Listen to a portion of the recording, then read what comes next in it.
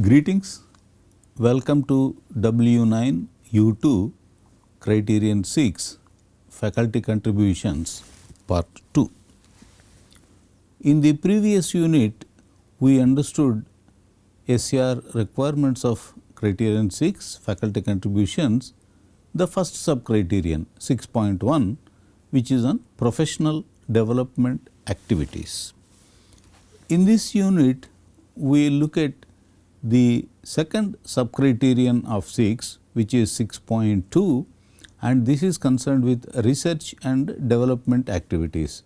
So, the outcome of this unit is understand the requirements of SCR criterion 6 faculty contributions, sub-criterion 6.2 research and development activities.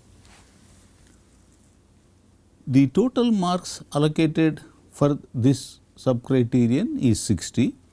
This is true for both Tier 1 and Tier 2 institutes. However, the sub-criteria, allocation of marks, the required processes and the exhibits are slightly different between Tier 1 and Tier 2 institutes. As with sub-criterion 6.1, there are many sub-criteria which are common, however, there are differences, and this unit presents the evaluation guidelines for Tier 1 institutes fully. Please refer to NBA website updates for details of evaluation guidelines for Tier 2 institutes. We will discuss the criteria, the sub-criteria, the total marks allocated, but the detailed breakup of the marks we should refer to the NBA website updates. So, the number of sub-criteria is 6 for Tier 1 institutes. As we just now mentioned, the total marks are 60, that is true for both Tier 1 and Tier 2 institutes. Tier 1 institute has 6 sub-criteria, 6.2.1 to 6.2.6. The first one is academic research, 10 marks, PhD student details, 5 marks, development activities, 10 marks, sponsored research project, 15 marks, consultancy work, 15 marks. Then institution seed money or internal research grant to its faculty for research work. We will discuss this criterion later, but this is an innovation in the present SCR. Institutes must encourage its faculty to engage in research activity. The younger faculty might find it difficult to apply for and get grants right away from granting authorities. So, to promote the culture of research, the institute can allocate certain seed money and provide it to internal faculty who are eligible and who show interest and who apply for it. So, this sub-criterion carries only 5 marks, but it is extremely important. This is the breakup for Tier 1 institutes. Now, if you see the Tier 2 institutes, it has only 5 sub-criteria. The previous slide showed 6 sub-criteria for Tier 1. For Tier 2, there are only sub-criteria, but still the total marks are 60. Now, if you see the further breakup 6.2.1 to 6.2.5, academic research, development activities, sponsored research project, consultancy work, institution seed money. These are all the same sub-criteria which we saw in the Tier 1 also.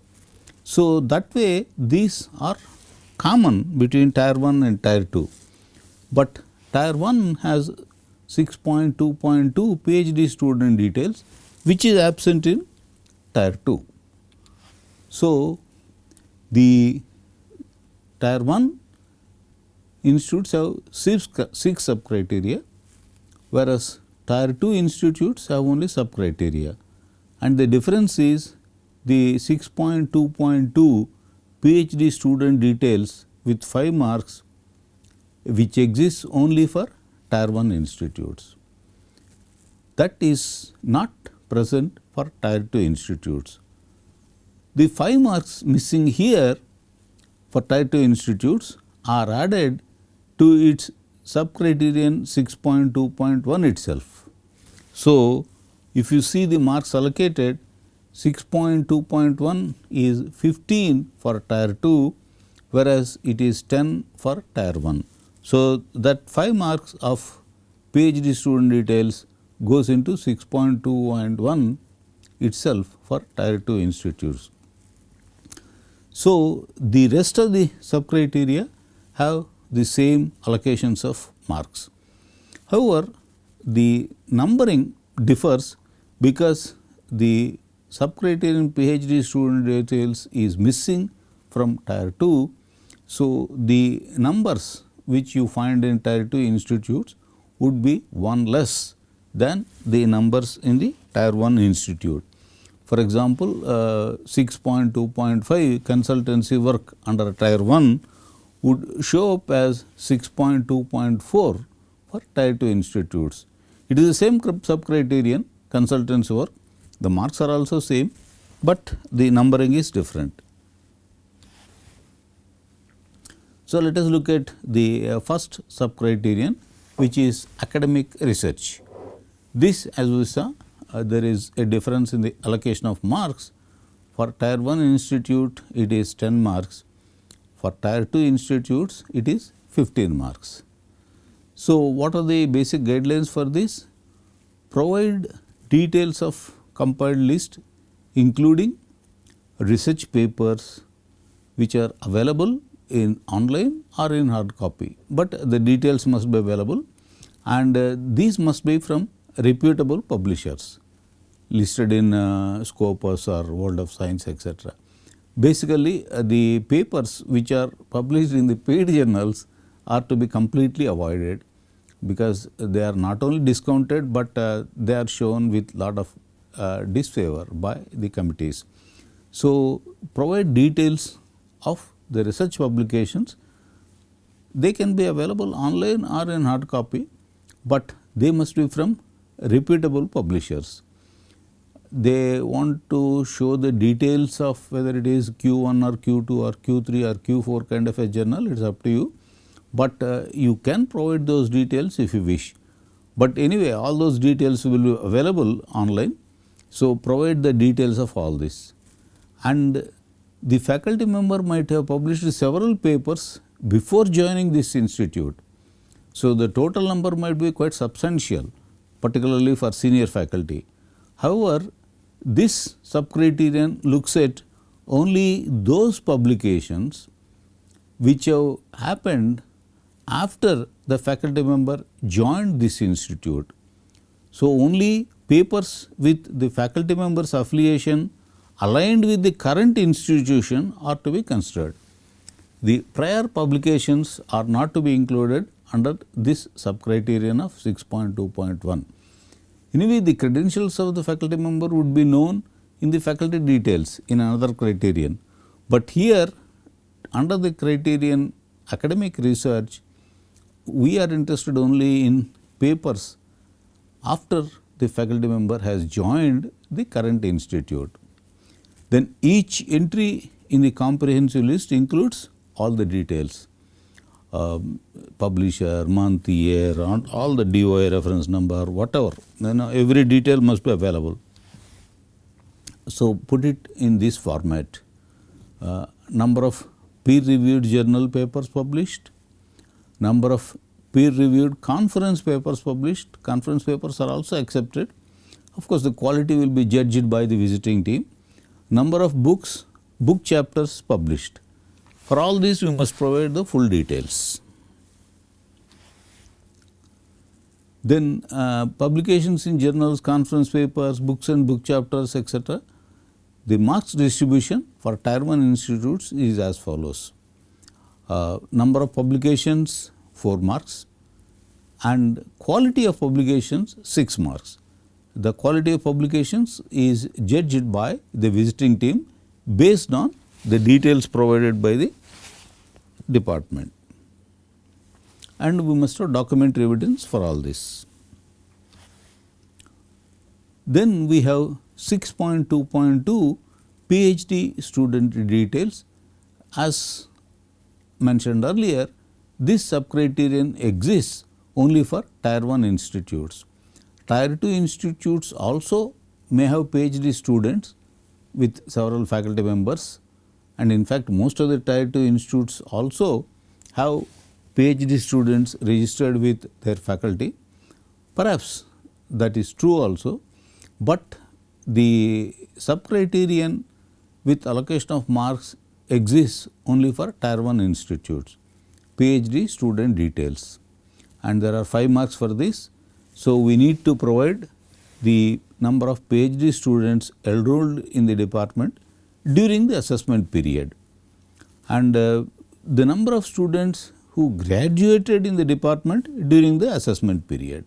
So, we are looking both at the number of students enrolled as well as the number of students who have completed it and come out with a degree. So, this is how the details are provided. This is the assessment period, CAY -1, -2, -3. So, we provide details of number of students enrolled for PhD and number of students who have got the PhD and come out with that degree from that department. Again, this data is to be provided by Tier 1 institutes only. So, the evaluation guidelines are 2 marks for number of students enrolled and 3 marks for the number of students who have come out with the PhD degree during the assessment period. And obviously, we must have a complete documentary evidence both for the enrollment as well as for successfully defending the thesis and getting the degree. The next one is the development activities. This subcriterion is numbered as 6.2.2 for Tier 2 institutes. As just now we looked at, all the subcriteria from here onwards are numbered slightly differently, one less for Tier 2 institutes. So, we will not keep repeating it, but in general, if the subcriteria number is 6.2.n for Tier 1 institutes, it is 6.2.n-1 for Tier 2 institutes.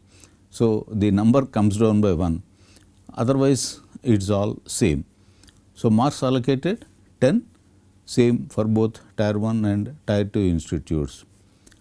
This looks at the development activities contributions of the faculty, patents granted during the assessment period and patents published during the assessment period.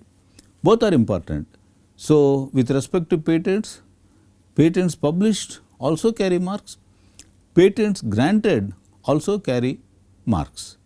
4 marks for patents granted, 3 marks for patents published, but both of them are important and they carry marks. Of course, we must have documentary evidence of patents granted as well as published. Then any departmental activity carried out by the faculty members to promote the academic culture and academic ambience of the department by developing working models, prototypes, etc. during the assessment period, they all are important and they carry marks. So, there are 3 marks provided and documentary evidence must be available. Any new working models developed for use in the laboratory or prototypes developed for use either in the classroom or in the laboratory for instruction purposes, which help the growth of the students. All these, they all are important development activities and we must list them, and there are 3 marks awarded for this. Then sponsored research projects, 15 marks are allocated. Here we have to provide details of funded research projects from external sources, including those provided by the industry as a part of their corporate social responsibility, but this must have been funded by the external sources. Internally, if there are funds provided, that would be considered in a different sub criterion, but here it is a sponsored research project and this must come from external sources. So, we have to provide all the details in a given format, and these details include the principal investigator, co-principal investigator if there is one such person, and name of the department where the project is sanctioned, the project title, funding agency, sanctioned amount, duration and sanctioned year. Notice that the department could have been working on a project which actually was granted in a different department, but the faculty of this department might be the co-PI, or the faculty from this department might be the PI, but she may be having a co-PI from a different department. The other department can be an allied department or totally different department, and the project could be an interdisciplinary one. All these are allowed. What is important is that the project is funded from external source and the faculty of this department is involved with this. And of course, we should not duplicate the data from the sections which are coming up later, which include the consultancy project as well as the internally funded projects. So, we are looking at these three aspects totally differently. Research projects are different, consultancy projects are different, internally funded projects are different. We should not mix up these three.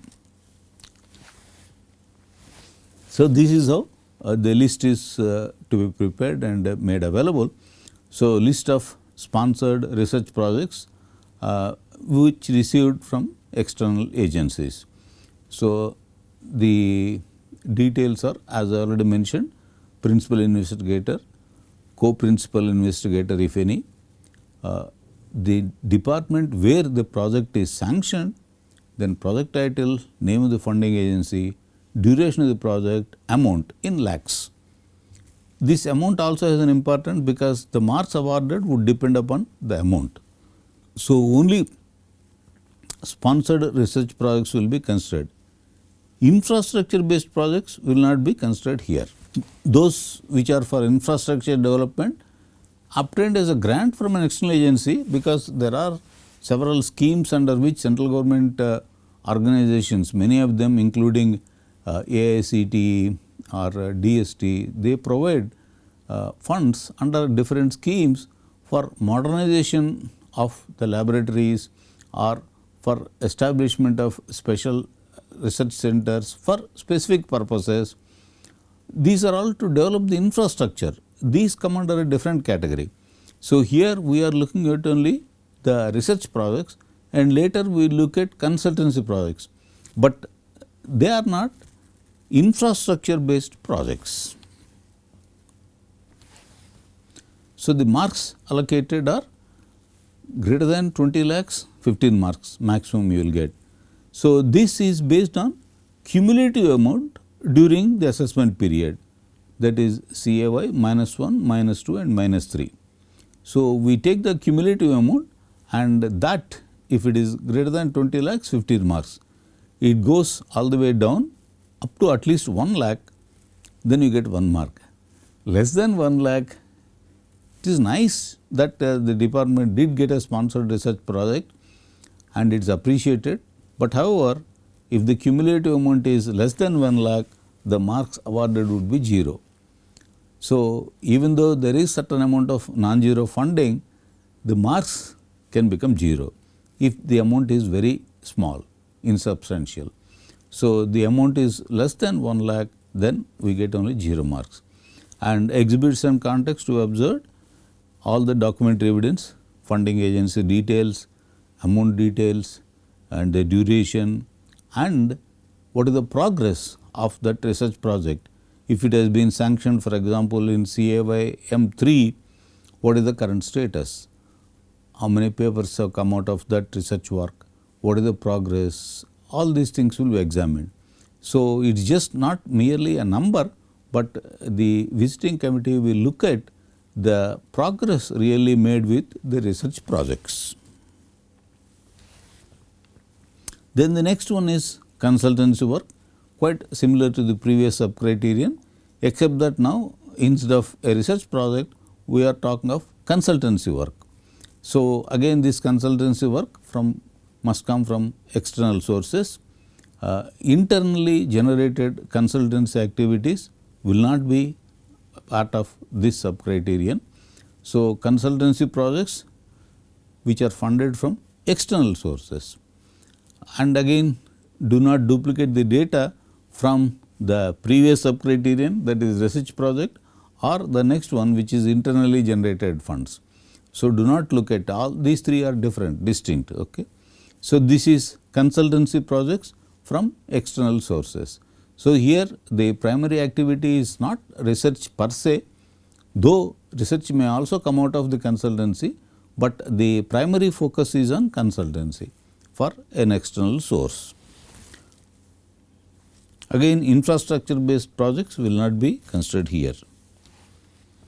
So, these are the details. These are quite similar to the previous details that we mentioned for research projects, otherwise it is all the same. Again amount is important because the amount plays a role in the award of the marks. So, again the amount is considered cumulatively. So, total amount received for the past 3 years. Again only consultancy projects, do not include infrastructure based projects.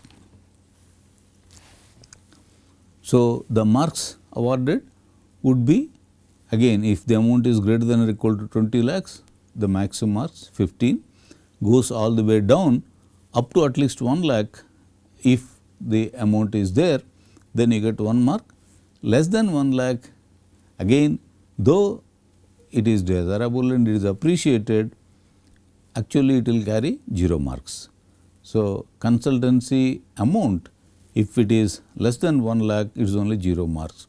In many institutes, the departments may have certain standard consultancy works. For example, many civil departments in many institutes do a standard consultancy regarding the soil testing or regarding the quality check of the foundation drawings, but often these are of very small scale nature. While these are good to introduce the new faculty to the habit of getting into consultancy work, they do not carry marks if the amount is less than 1 lakh. That does not mean that the department should discourage them. Certainly, it helps the faculty to become comfortable with the way of working on consultancy projects, meeting the deadlines, accounting properly, submitting the documents. There are several good practices. They become comfortable with all this, and it will provide a motivation for them to go for consultancy projects of higher value. So, though 0 marks are there for amount less than 1 lakh, encourage the faculty to go for the consultancy work. Again documentary evidence of everything must be there, funding agency, amount, duration, the outcome of that consultancy work, all these must be available. Then as I mentioned right at the beginning, many institutes have started engaging in the good practice of creating a good research ecosystem in the institute. Many of the young faculty may not be quite that familiar with the procedures for submitting research proposals to external funding agencies. They may still not be having enough maturity to develop good projects, though they are interested, they are very keen. So, to start such faculty on the path of research work, many institutes are now having the good practice of allocating certain internal funds which will be granted to, may not be great amounts, but some kind of a seed money which will be given to the deserving faculty of those departments. In general, the faculty are required to submit a proposal, a detailed proposal with the costing and all that funds required, the duration, etc. And that will generally be evaluated by a committee consisting of both probably internal people and external people, and based on that certain faculty would be selected and they would be provided with certain seed money to start their research activities. So, this creates a kind of a research ecosystem in the department, helping, encouraging and supporting all the faculty members, and gradually they can use this base to launch themselves into applying for research projects to external funded agencies, because now they have become comfortable with this culture. So, now the SCR includes this as an explicit criterion. Institution seed money or internal research grant to its faculty for research work. So, this has now come in as an explicit criterion, and only 5 marks are allocated, but it is a good practice. So, provide details of the seed money, the total quantum that is established, and how periodically the amount is distributed, what is the utilization of that amount, all these details. Who are the faculty members who received such grants? So, the list of faculty members who received such grants, and cumulative funding over the 3 assessment years, CAY -1, -2 and -3. So, the fund should not be a one time fund, it should be happening annually. In fact, it should be included as a part of the budget, institutional budget. So, provide the details of funding over this period, and again do not club this with research or consultancy from external sources, they are different. So, indicates the outcomes of this project. Yes, the institute has funded it through its seed money, and some faculty have received this funding. So, what is the outcome of that project? So, it could be publications coming out of that work, or it could be working models or prototypes developed, or it could even be patents generated from that work. That would be great.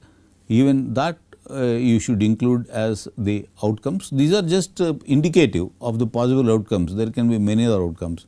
Then PhD students might have graduated from that project work, ME MTech students might have worked under that project. So, all this, and this project itself might have generated certain income.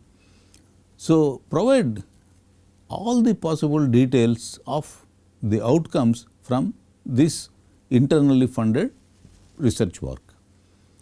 So, papers, patents, PhDs, MTechs, revenue generation, all these, they are all the outcomes, possible outcomes from this work. Provide all these details and provide them in the form of the table which is shown, and have document evidence of all the details, amount, duration, outcomes, everything.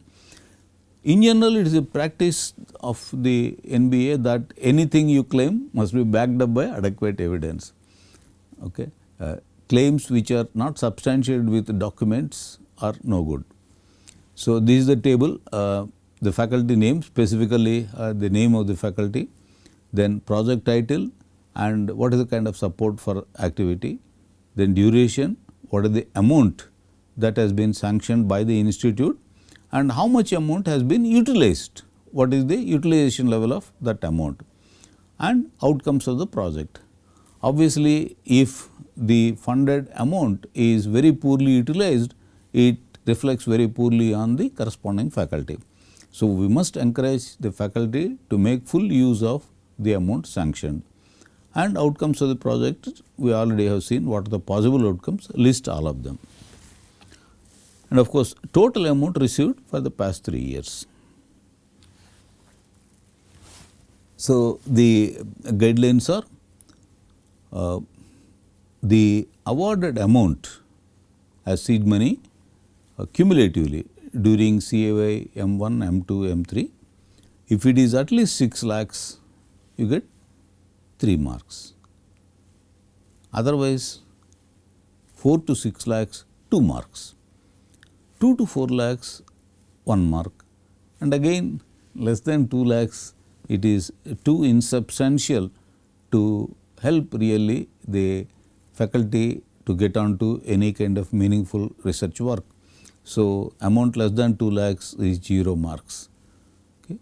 Amount utilized, this is the sanction amount, but how much amount has been utilized, that is also checked and that carries 2 marks. So, the department must encourage the faculty to fully utilize the sanctioned amount and ensure that certain meaningful outcomes come from that work. So, that is very important, and that is how we look at the faculty contributions from the perspective of research and development activities. So, in the earlier unit W9U1, we looked at the academic activities, and then we looked at the research and publication activities, and we also now looked at developmental activities. All these things put together, they become the faculty contributions. As I mentioned earlier, faculty are considered as the most important change agents and growth drivers for an institute from the perspective of accreditation.